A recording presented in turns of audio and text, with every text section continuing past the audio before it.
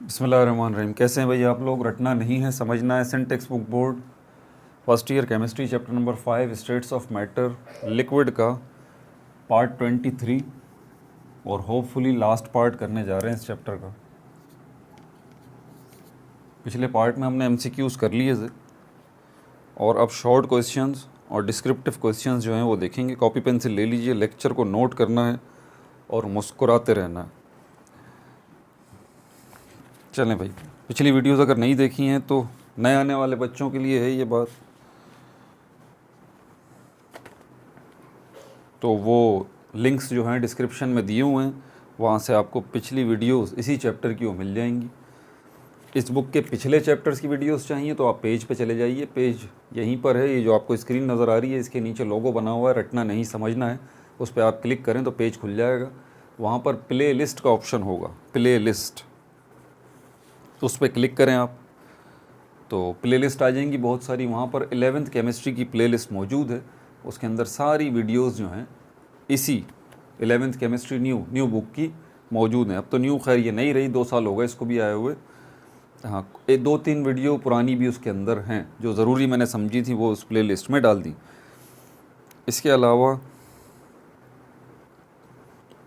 Saint text book board matric biology उसकी play list मौजूद है। Sindh text book board matric Pakistan study उसकी play list मौजूद है। और जो है बेसिक्स की प्लेलिस्ट मौजूद है, इंग्लिश लैंग्वेज बेसिक्स की प्लेलिस्ट मौजूद है, इंग्लिश लैंग्वेज एडवांस 1 की प्लेलिस्ट मौजूद है जिसमें टेंसेस भी हैं, एक्टिव वॉइस पैसिव वॉइस भी है। इसके अलावा बेसिक्स ऑफ केमिस्ट्री उसकी प्लेलिस्ट मौजूद है, बेसिक्स ऑफ मैथमेटिक्स उसकी प्लेलिस्ट मौजूद है।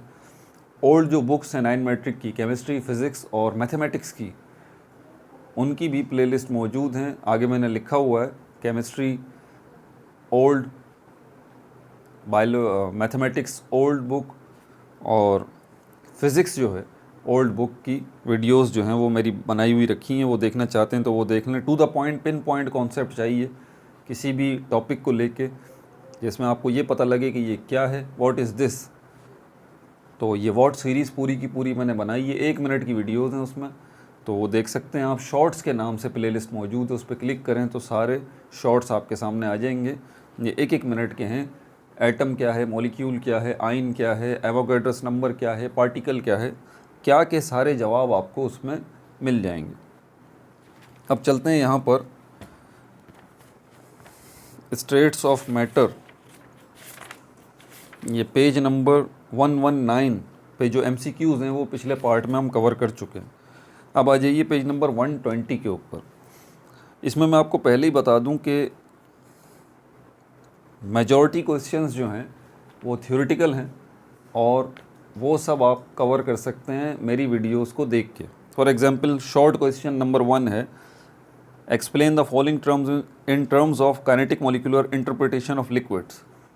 सवाल को समझना ज़रूरी है, ये बात ज़रा जहन में रख लें आप।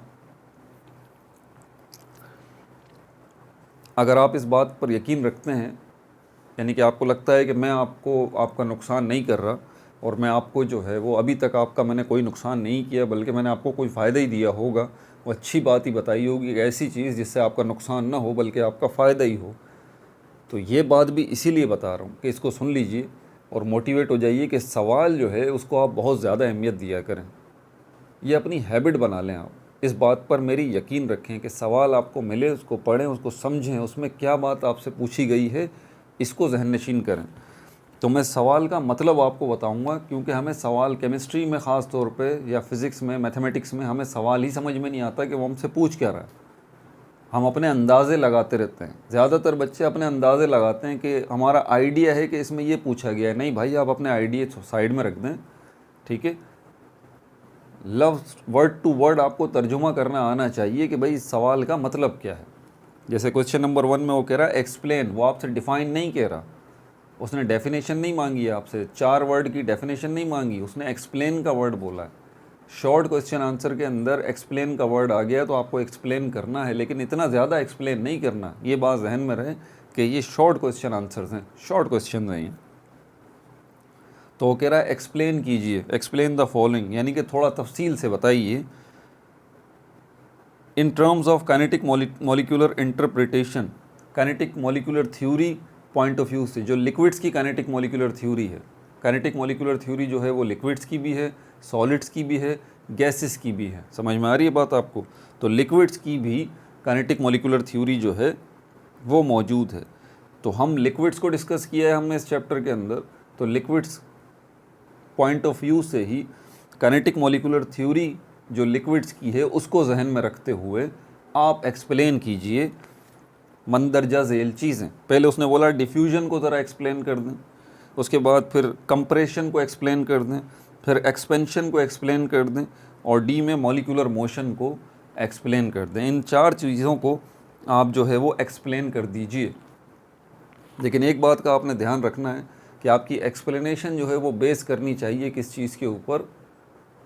काइनेटिक मॉलिक्यूलर थ्योरी के ऊपर। ये ना हो कि आपने डिफ्यूजन की तफसील तो बता दी लेकिन उसमें कहीं भी तफसील के अंदर आपने काइनेटिक मॉलिक्यूलर थ्योरी का हवाला ही नहीं दिया, तो आपका जवाब गलत हो जाएगा। भले आपने डिफ्यूजन के ऊपर पूरी दास्तान लिख दी है लेकिन आपने कहीं भी काइनेटिक मॉलिक्यूलर थ्योरी का जिक्र ही नहीं किया, तो आपका जवाब गलत हो जाएगा। सुन लीजिए ज़रा। तो इसलिए इनको एक्सप्लेन तो करना है आपने, लेकिन अपनी एक्सप्लेनेशन में काइनेटिक मॉलिक्यूलर थ्योरी का जिक्र लाजमी होना चाहिए। सवाल नंबर 2 जो है वो कह रहा है name 3 major kinds of intermolecular forces in liquids. Liquids के अंदर 3 मेजर टाइप्स होती हैं, 3 major kinds of intermolecular forces होती हैं। ये इंटरमोलिकुलर फोर्सेस आपको बार बार डिस्टर्ब करता है और मैं बार बार इसका मतलब समझाता हूँ आपको कि आप परेशान मत होइएगा। वो इंटरमोलिकुलर फोर्सेस बोलता है, वान डर वाल्स फोर्सेस बोलता है, ठीक है, सेकेंडरी बॉन्ड बोलता है आपको। तो इनका एक ही मतलब है, जो अभी आप 3 टाइप्स की फोर्सेस पढ़ चुके हैं, वो फोर्सेस जो कि मॉलिक्यूल से मॉलिक्यूल को बांधती है, मॉलिक्यूल के अंदर एटम्स को नहीं बांधती, वो तो केमिकल बॉन्ड है। ये फिज़िकल बॉन्ड है जो कि मॉलिक्यूल से मॉलिक्यूल को बांधता है, और ये 3 तरह का होता है। कौन कौन से हैं? हमारे पास डाइपोल डाइपोल इंटरेक्शन है, हाइड्रोजन बॉन्डिंग है, और हमारे पास थर्ड जो है वो लंदन डिस्पर्जन फोर्सेस हैं। ठीक है भाई। तो आपने पहले तो उनके नाम बताने, सिर्फ उसने कहा है कि नाम बताइए, नेम, सिर्फ नाम बताइए। उसने तफसील नहीं मांगी आपसे उनकी, कहा है सिर्फ नाम लिख दीजिए, क्या नाम है। फिर आगे तफसील का बोल रहा है। देखें यही तो बात है कि हम सवाल को समझते नहीं है ना। अब इसमें भी आप क्या करते, पूरी तफसील सुनाना शुरू कर देते। भाई तफसील थोड़ी ना पूछी उसने आपसे, डाइपोल डाइपोल इंटरेक्शन की या फिर लंदन डिस्पर्जन फोर्सेस की या हाइड्रोजन बॉन्डिंग की। उसने उसने आपको ये नहीं कहा कि तफसील बताइए, एक्सप्लेन कीजिए, नहीं, उसने बोला सिर्फ नाम बताइए कि इंटर मॉलिक्यूलर फोर्सेस की कितनी टाइप्स होती हैं, उनके नाम बता दीजिए, बस आपका इतना काम है। ये ख़त्म हो गया सवाल का हिस्सा ये वाला। आगे कह रहा है एक्सप्लेन, बोल रहा है अब ज़रा तफसील से हमें बताइए, एक्सप्लेन इंटरमोलिकुलर फोर्सेस इन HCl। हाइड्रोक्लोरिक एसिड के अंदर जो इंटरमोलिकुलर फोर्स मौजूद है, और वो कौन सी है? वो सिर्फ डाइपोल डाइपोल इंटरेक्शन है। यानी कि आपको HCl की मिसाल बताते हुए HCl के अंदर आपको डाइपोल डाइपोल इंटरेक्शन को एक्सप्लेन करना है। आप देख रहे हैं सवाल का मतलब ही चेंज हो गया। अब आपके नोट्स में क्या तफसील लिखी होगी इस सवाल के जवाब में, सोच लीजिए। इसके आपके सवाल के जवाब में जो है ना, तीनों फोर्सेस जो हैं उनकी तफसीलात लिखी हुई होंगी, तीनों फोर्सेस की डेफिनेशंस लिखी हुई होंगी। और भाई ना तो डेफिनेशन उसने पूछा है आपसे, ना उसने एक्सप्लेनेशन तीनों फोर्सेस का पूछा है, उसने नाम पूछा है सिर्फ आपसे। आप नाम बताइए। आगे एक्सप्लेन करने की कह रहा है, वो भी सिर्फ उस फोर्स के बारे में जो कि HCl के अंदर, HCl के मॉलिक्यूल्स के दरमियान मौजूद है। और HCl के मॉलिक्यूल्स के दरमियान जो टाइप इंटरमोलिकुलर फोर्सेस की मौजूद है वो कौन सी है? Dipole dipole interaction. तो HCl को एक्सप्लेन करें, उसके अंदर डाइपोल डाइपोल इंटरेक्शन को एक्सप्लेन कर दें। फिर सवाल नंबर 3 में कह रहा है डिफाइन द फॉलोइंग। डेफिनेशन जो है वो 4 लाइन की होती है या 3 लाइन की होती है बस। बच्चे इस डेफिनेशन के अंदर भी 1.5 पेज जो है वो डेफिनेशन के लिख देते हैं। भाई ऐसा ना करें आप। उसने डेफिनेशन कहा है आपसे, एक्सप्लेनेशन थोड़ी कहा है, डिस्क्राइब थोड़ी कहा है आपसे। उसने कहा है कि एक्सप्लेन, डिफ़ाइन कर दीजिए, बस डेफिनेशन बताइए। डेफिनेशन के अंदर हम 2 चीज़ें बताते हैं। क्या चीज़ें बताते हैं डेफिनेशन के अंदर? एक तो ये बताते हैं कि भाई ये क्या है, इस क्या का जवाब देना होता है। दूसरा आपको उसके बारे में ये बताना होता है कि इसका काम क्या है। ये 2 बातें होती हैं। पहले ये बताना होता है ये क्या है, फिर ये बताना होता है इसका काम क्या है। जैसे डेफिनेशन ऑफ केमिस्ट्री को आप देख लीजिए, केमिस्ट्री क्या है, डेफिनेशन ऑफ केमिस्ट्री के अंदर पहला सवाल क्या होगा, क्या बताना होगा, केमिस्ट्री क्या है, chemistry is a branch of science, बस। फिर आगे उसका काम बताएंगे, in which we study the properties of matter, जिसमें हम प्रॉपर्टीज़ स्टडी करते हैं किसकी, मैटर की, उसकी कंपोजिशन को स्टडी करते हैं, उसके स्ट्रक्चर को स्टडी करते हैं। ये है आगे जो बात उसने बताया है, इसमें इसका काम क्या है। तो डेफिनेशन के अंदर दो बातें होती हैं, ये क्या है आपने ये बताना है, और उसके बाद आपने ये बताना है इसका काम क्या है। अब ये बोल रहा है डिफाइन द फॉलोइंग, आपने डेफिनेशन बतानी है, कोई तफसील नहीं देनी। Molar heat of fusion, molar heat of vaporization, molar heat of sublimation, इसके बारे में आपने ये बताना है कि भाई ये इसकी डेफिनेशन देनी है, और डेफिनेशन में आपने क्या बताना है कि ये क्या है और उसका काम क्या है, और इन दोनों का जवाब आपको मिल जाएगा। ये कहाँ पर मौजूद है, इसकी एक्सप्लेनेशन तो वीडियो में दे चुका हूँ मैं। ये लास्ट टॉपिक्स में से है आपके 5.4, ये आप देखें तो ख़ुद आपको मिल भी जाएंगी। पेज नंबर 115 116 यहाँ तक आ जाइए, 115 पे जो है वो आपको इसकी जो है वो डेफिनेशंस मिल जाएंगी यहाँ पर। वैसे तो मैंने वीडियो में बताई भी हैं, नोट्स में भी मिल जाएं तो बस। तो नोट्स पर जो भी आपको नोट्स कॉलेज से मिलते हैं, जो भी नोट्स आपको एकेडमीज से मिलते हैं, फॉर गॉड सेक उनके ऊपर अंधा एतमाद नहीं करना है कि पागलों की तरह उनको लेके रट्टे लगाने शुरू कर दें, याद करने शुरू कर दें कि सर ने तो बोल दिया। भाई सर ने बोल दिया तो सर से भी तो मिस्टेक हो सकती है यार, सर भी तो इंसान ही है ना, मैं भी इंसान हूँ, मिस्टेक तो सबसे हो सकती है ना। हो सकता है ओवरसाइट हो गया और सर बेचारे वैसे ही इतने परेशान होते हैं, मिसें इतनी परेशान होती हैं, ऊपर से प्रिंसिपल का इतना लोड होता है, ये भी करो, ये भी करो, ये भी करो, ये भी करो, तो वो बेचारे बड़े परेशान होते हैं। तो उनसे मिस्टेक हो सकती है, गालिब गुमान है। समझ में आ रही है बात। तो बहरहाल सवाल को समझना ये मेन चीज़ है। क्वेश्चन नंबर 4 में कह रहा है डिस्क्राइब। देखें, एक्सप्लेन और डिस्क्राइब इन दोनों वर्ड का मतलब यही होता है कि ज़रा तफसील से बताइए। इलस्ट्रेट वर्ड का मतलब ये होता है कि तफसील भी बताइए मिसालों के साथ, कि मिसाल भी आपने देनी है, उसके अंदर एग्जाम्पल्स भी देनी है। इलस्ट्रेट का मतलब ये होता है। तो एक्सप्लेन वर्ड हो, डिस्क्राइब वर्ड हो और इलस्ट्रेट वर्ड हो, इनका मतलब ये होता है कि आपने तफसील से बताना है, लेकिन इतनी तफसील नहीं। ये शॉर्ट क्वेश्चन आंसर्स में हैं, हम लॉन्ग में नहीं है। कह रहा है describe hydrogen bonding in water, पानी के अंदर जो हाइड्रोजन बॉन्डिंग मौजूद होती है उसको थोड़ा सा तफसील से बताइए। फिर आगे कह रहा है एंड एक्सप्लेन, और तफसील से बताइए anomalous behaviour of water due to hydrogen bonding. अब यहाँ पर आपसे एनोमलस बिहेवियर ऑफ वाटर की बात कर रहा है कि पानी का जो अजीब बर्ताव है, ठीक है, दूसरे लिक्विड्स के मुकाबले में, दूसरी चीज़ों के मुकाबले में, उसके पीछे वजह हाइड्रोजन बॉन्डिंग है, उसके बारे में तफसील से बताइए। क्वेश्चन नंबर 5 में कह रहा है what is more volatile than glycerine but petrol is more volatile than water. Water is more volatile, volatile का मतलब होता है हवा में उड़ जाना, आसान लफ्ज़ों में ये बात। रूम टेम्परेचर के ऊपर कोई लिक्विड अपने वजूद को बरकरार न रख सके और उड़ना शुरू कर दे, इसको हम कहते हैं वोलेटाइल। दूसरे लफ्ज़ों में एवापोरेट होना। वोलेटाइल का मतलब होता है एवापोरेट होने की रफ्तार, जो बहुत तेज़ी के साथ एवापोरेट होते हैं। जैसे कि पेट्रोल है, आप ज़मीन पर डाल दें, थोड़ी देर बाद देखेंगे आपको पेट्रोल वहाँ से गायब मिलेगा, तो वो बड़ी तेज़ी से उड़ता है, ठीक है, दूसरे लफ्ज़ों में एवापोरेट होता है। तो इसी को हम कहते हैं वोलेटाइल। जो ज़्यादा तेज़ी के साथ एवापोरेट होगा लिक्विड, हम उसको कहेंगे ये ज़्यादा वोलेटाइल है, और जो कम तेज़ी के साथ एवापोरेट होगा लिक्विड, उसको हम कहेंगे ये कम वोलेटाइल है। तो यहाँ पर ये बात कर रहा है कि पानी जो है, water is more volatile than glycerine. Glycerine भी एक लिक्विड है, तो पानी ज़्यादा वोलेटाइल है ग्लिसरीन के मुकाबले में। आप दोनों को फर्श पे गिरा दें तो आप देखेंगे पानी जो है वो तेज़ी के साथ एवापोरेट होगा, मतलब 1 घंटे बाद आके आप देखेंगे तो पानी आपको कुछ सूखा हुआ मिलेगा, कम हो जाएगा। जबकि ग्लिसरीन जो है वो इतना कम नहीं होगा, पानी ज़्यादा वोलेटाइल है ग्लिसरीन के मुकाबले में। But petrol is more volatile than water. लेकिन अगर आप पेट्रोल को और वाटर को कंपेयर करें तो यहाँ पर मामला दूसरा है। यहाँ पेट्रोल ज़्यादा वोलेटाइल है पानी के मुकाबले में। अब आप फर्श के ऊपर पानी को डाल दें और पेट्रोल को डाल दें तो आप देखेंगे कि पेट्रोल तेज़ी के साथ एवापोरेट होगा तो पेट्रोल ज़्यादा एवापोरेट है, ज़्यादा वॉलेटाइल है पानी के मुकाबले में। At the same temperature, temperature तो ऑब्वियस सी बात है सेम ही होगा।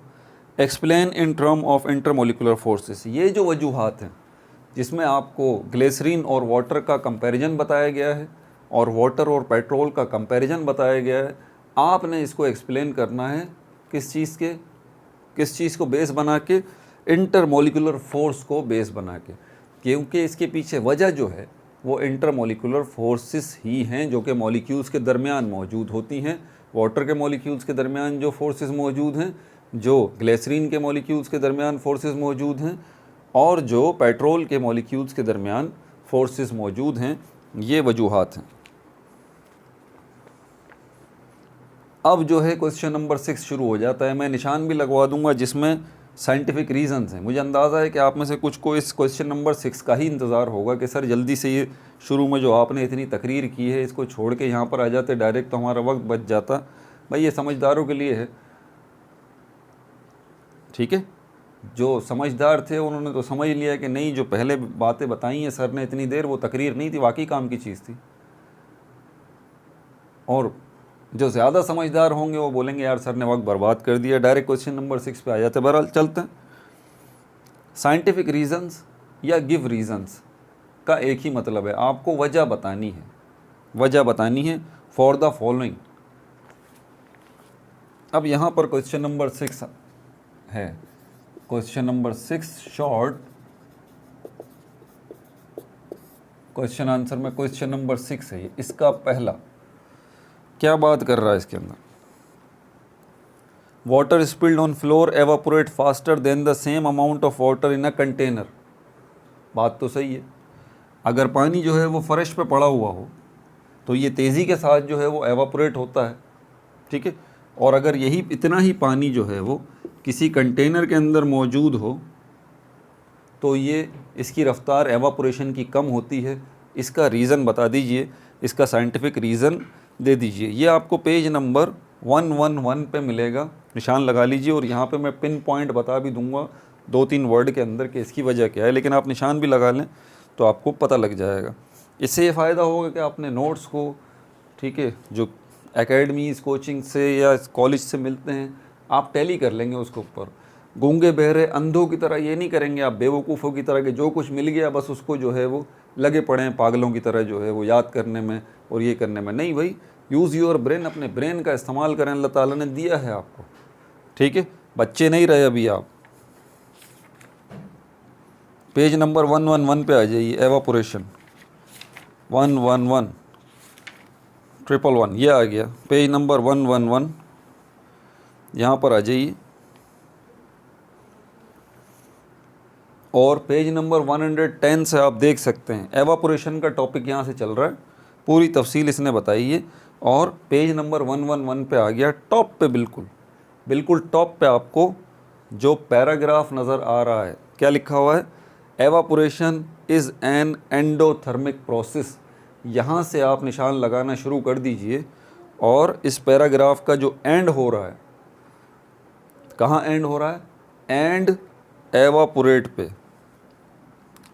तो कहाँ से शुरू हो रहा है, evaporation is an endothermic process से ये शुरू हो रहा है। और एंड कहाँ पे हो रहा है, एंड एवापोरेट पे ये एंड हो रहा है। अब लिखने की ज़रूरत नहीं, टाइम बचाते हैं, ठीक है। अब यहाँ पर मैं पिन पॉइंट इसका जवाब भी आपको बता देता हूँ कि इसका एक्सप्लेन भी कर देता हूँ और जवाब भी बता देता हूँ।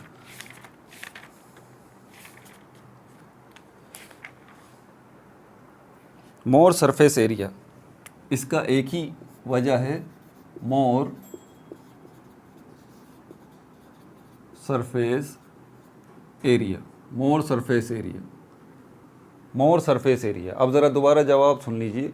सेम अमाउंट ऑफ वाटर है, उसी सेम अमाउंट ऑफ वाटर को आप फर्श पे डाल दें और उसी सेम अमाउंट ऑफ वाटर को आप जो है वो कंटेनर के अंदर ले आएँ और छोड़ दें आप इनको। तो ये जो पानी आपने, जितना पानी आपने, 1 गिलास पानी आपने फ़र्श पे डाला है, ये तो तेज़ी के साथ जो है वो एवापोरेट हो रहा है। लेकिन इतना ही पानी आपने इस कंटेनर में डाला है तो ये इतनी तेज़ी के साथ एवापोरेट नहीं हो रहा, इसके पीछे वजह क्या है भाई? इसके पीछे वजह एक ही है और वो है सरफेस एरिया। जितना ज़्यादा सरफेस एरिया होगा, जितना बड़ा सरफेस एरिया होगा, उतना ही ज़्यादा रेट ऑफ एवापोरेशन जो है वो ज़्यादा होगा, उतनी तेज़ी से ही एवापोरेशन का प्रोसेस तेज़ होगा। क्योंकि यहाँ पर सरफेस एरिया सिर्फ इतना सही है, तो इस वजह से यहाँ सरफेस एरिया कम है, इसलिए रेट ऑफ एवापोरेशन की रफ्तार भी यहाँ स्लो है। ठीक है, इसी को आप इस तरह से और भी लिख सकते हैं कि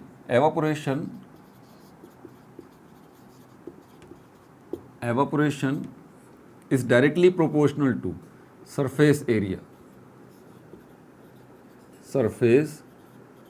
ये साइन ऑफ प्रोपोर्शनैलिटी कहलाता है। ठीक है, डायरेक्ट रिलेशनशिप है यहाँ पर एवापोरेशन और सरफेस एरिया के दरमियान। मतलब जितना ज़्यादा सरफेस एरिया होगा उतना ही ज़्यादा रेट जो है एवापोरेशन का होगा। Rate of evaporation is directly proportional to surface area. और जितना कम सरफेस एरिया होगा उतना ही एवापोरेशन का रेट भी कम हो जाएगा। तो ये आपको साइंटिफिक रीज़न इसका कि उसकी एक्सप्लेनेशन भी आपको मिल गई और बुक पे भी मैंने आपको इसका निशान लगवा दिया। दूसरी साइंटिफिक एक्सप्लेनेशन की तरफ चलते हैं। इसमें बोल रहा है अ falling drop of a liquid is spherical. एक पानी का कतरा अगर गिर रहा हो, जैसे कि टेप या नल का होता है, कभी लीक होता है तो उससे पानी का कतरा जो है वो ऐसे गिर रहा होता है, तो ये स्फेरिकल होता है, पानी का कतरा गोल होता है। इसकी वजह बता दीजिए भाई, गोल क्यों होता है पानी का कतरा? ये चौकोर भी हो सकता है, ये स्क्वायर्ड शेप में भी हो सकता है, मुस्ततील भी हो सकता है। गोल ही क्यों होते हैं लिक्विड? जब भी कोई लिक्विड जो है वो गिरता है तो वो गोल शक्ल इख्तियार कर लेता है, वो पानी का कतरा गोल हो जाता है। इसके पीछे वजह क्या है? यहाँ पर इसका जवाब आपको मिलेगा पेज नंबर 114 पे। पेज नंबर 114 पे आप आ जाइए। पेज नंबर 114 पे सरफेस टेंशन। और यहाँ पर पेज नंबर 114 के ऊपर आपको इसका जवाब जो है वो कहाँ मिलेगा? ये सरफेस टेंशन वाला टॉपिक है और सरफेस टेंशन वाले टॉपिक के अंदर अब ध्यान से मेरी बात सुनिएगा। पहला पैराग्राफ तो बहुत बड़ा है, आप देख सकते हैं। पहला पैराग्राफ जो है वो शुरू हो रहा है वी हैव से ये पहला पैराग्राफ शुरू होके एरिया ऑफ लिक्विड तक आ गया है।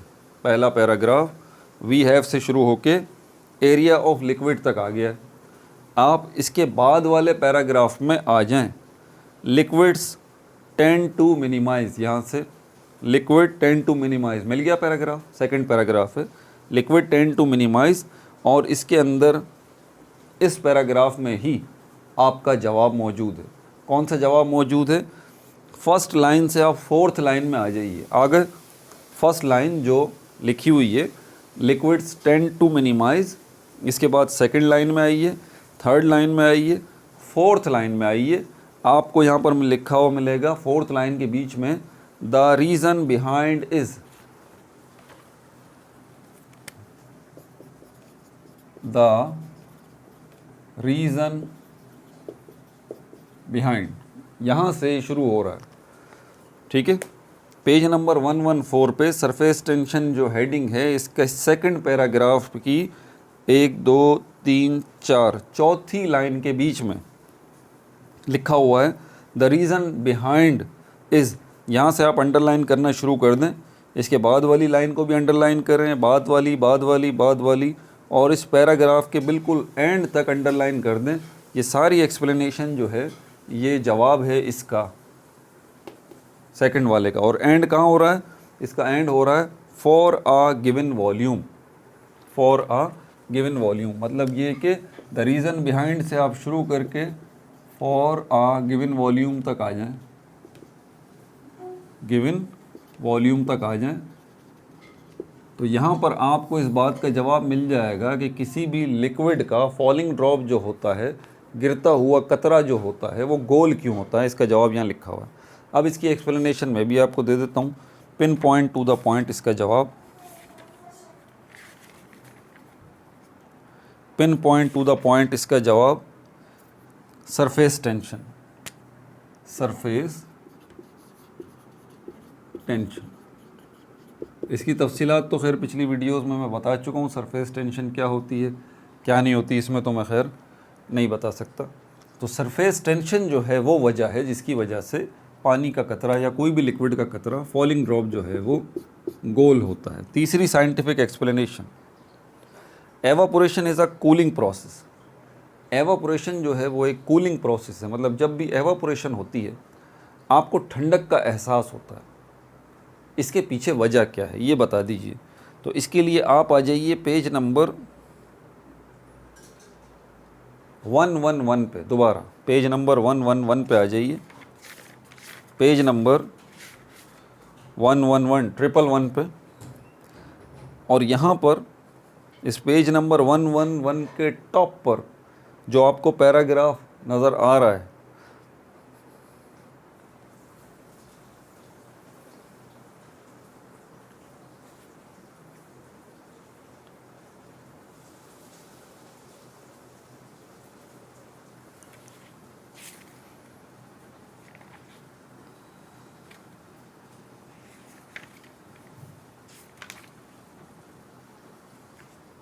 सिक्स हो गया। एक मिनट देंगे मुझे आप ज़रा, मुझे लगता है मुझसे कहीं मिस्टेक हो गई है। जल्दी का काम शैतान का काम है ना, क्या करें।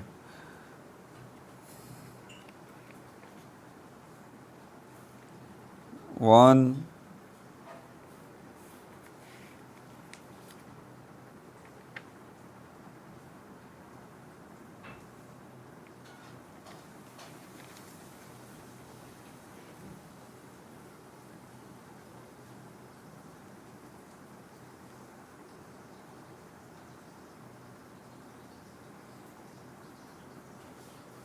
और ये पहला वाला जो था, जो पहला साइंटिफिक रीज़न था वो याद है, वो पानी को आप फ़र्श पे बहा दें, उतना ही पानी आप कंटेनर में डाल दें तो वो फ़र्श वाला पानी तेज़ी के साथ एवापोरेट हो जाएगा और कंटेनर वाला पानी जो है वो स्लो एवापोरेट होगा।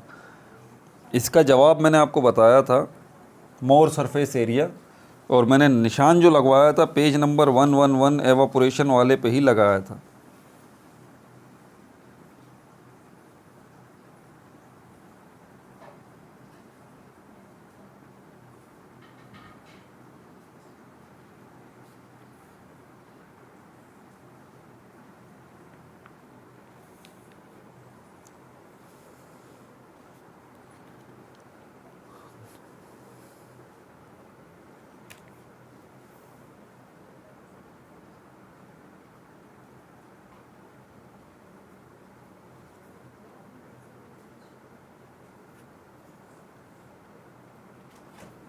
हाँ, पेज नंबर 1 तो वही है, पेज नंबर 111 ही है।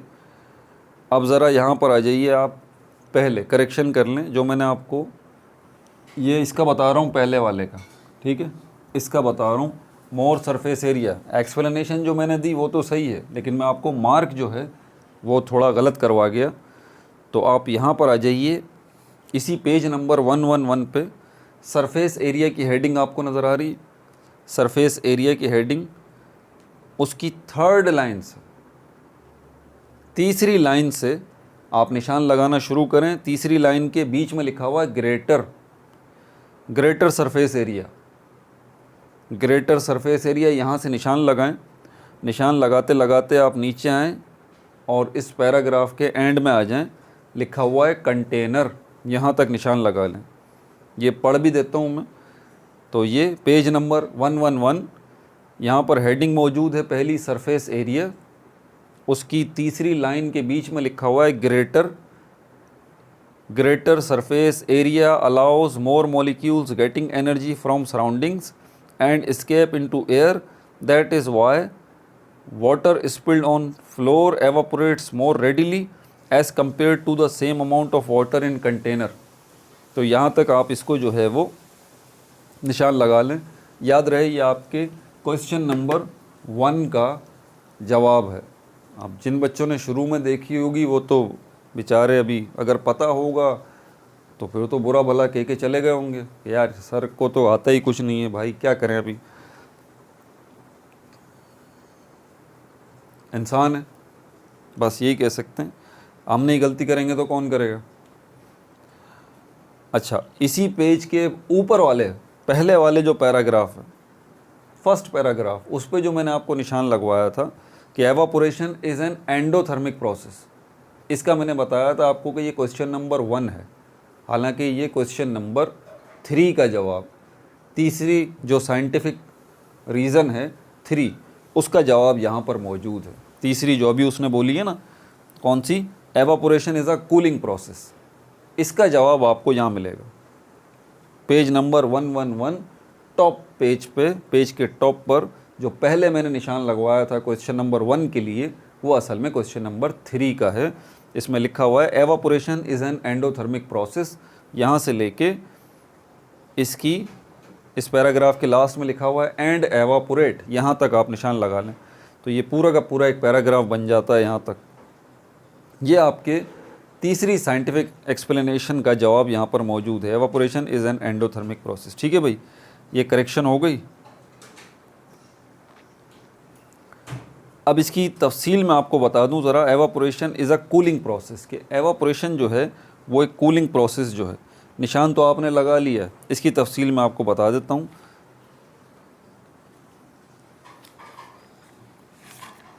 पिन पॉइंट इसका जवाब भी लिख देता हूँ यहाँ पर कि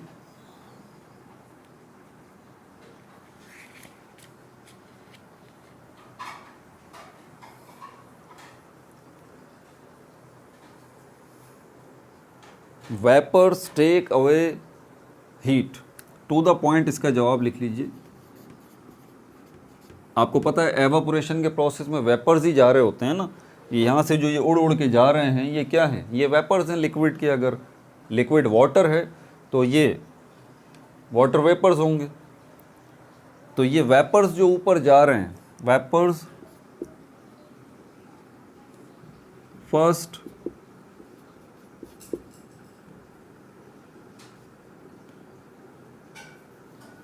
vapours take away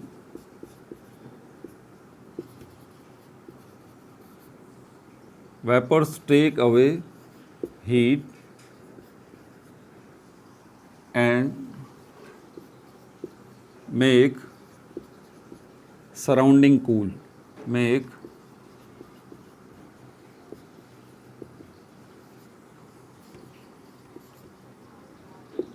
surrounding cool.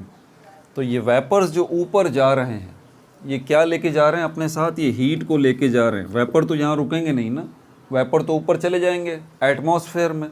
तो ये जब जा रहे हैं तो यहाँ से क्या लेके जा रहे हैं, ये हीट को लेके जा रहे हैं। अब हीट एक जगह से निकल जाती है तो उस जगह पे क्या असर पड़ता है, वो जगह कोल्ड हो जाती है, वो जगह ठंडी हो जाती है।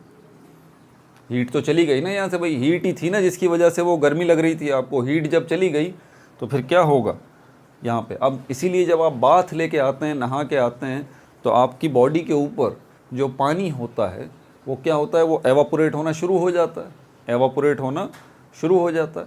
तो जब वो एवापोरेट होता है तो आपकी बॉडी से हीट जो है ये वेपर्स लेके चले जाते हैं और आप जो है वो ठंडक महसूस करते हैं। ठीक है भाई, ये 3 हो गए, होने तो ज़्यादा चाहिए थे लेकिन बस वो मुझसे मिस्टेक हो गई। I am really very sorry, माफ़ कर दीजिएगा, गलती हो गई मुझसे। तो 3 ही जो है वो साइंटिफिक एक्सप्लेनेशंस में कर पाया इसके अंदर।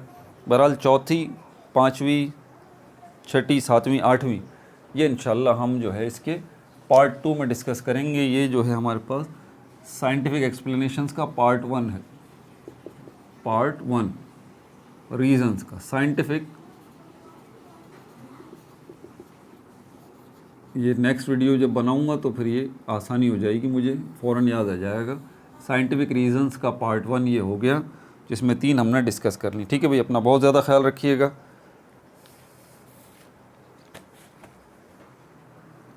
No like, no subscribe, only share.